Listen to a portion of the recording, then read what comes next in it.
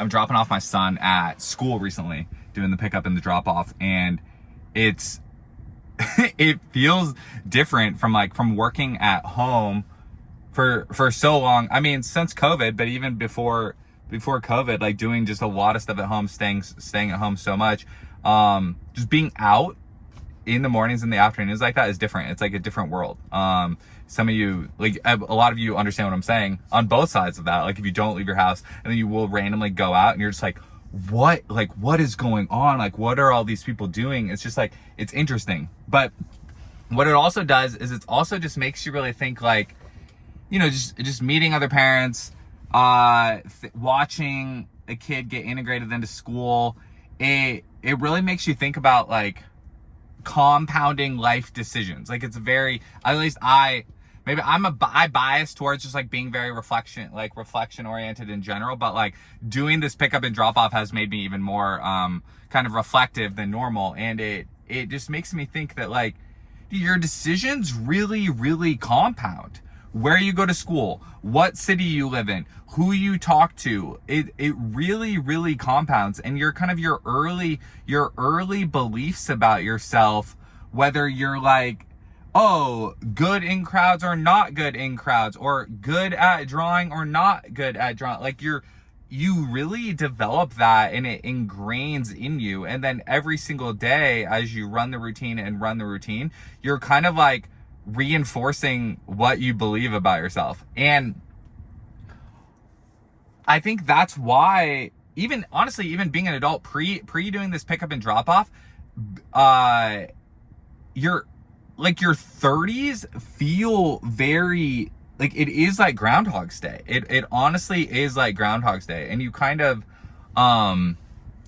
like if you're doing good things for yourself every day, you can feel yourself getting better. But if you're not doing good things for yourself every day, it like is very monotonous. And honestly, both are monotonous. Like take a guy like Brian Johnson, for example. Like every single day, I understand I'm mixing different age groups or whatever, but regardless of what age you are, every single day your decisions are compounding. He has his day dialed in so much on a health perspective that it's like, but then people ask him like, isn't that monotonous? Isn't that boring? Isn't that whatever? Because we like equate having a dialed in routine like with boredom. And I don't know why we do that.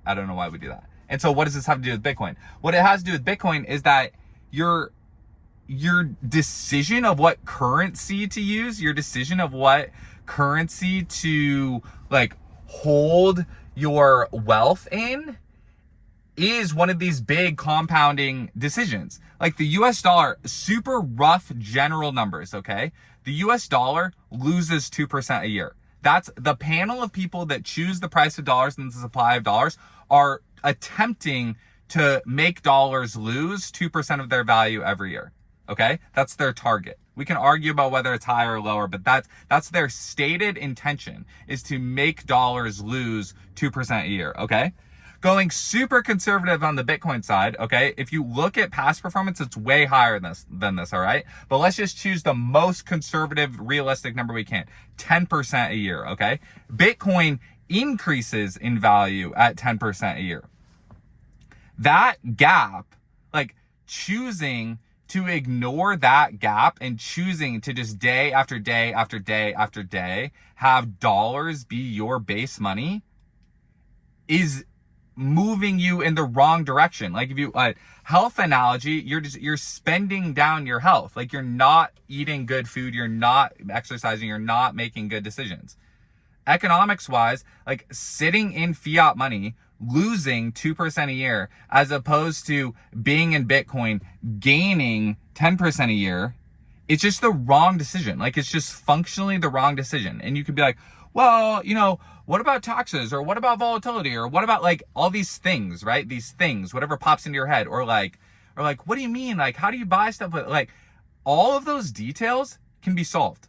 All you have to do is take an afternoon and solve each one of those. Use ChatGPT, walk through it and say, hey, explain this to me, and just be like, what about this?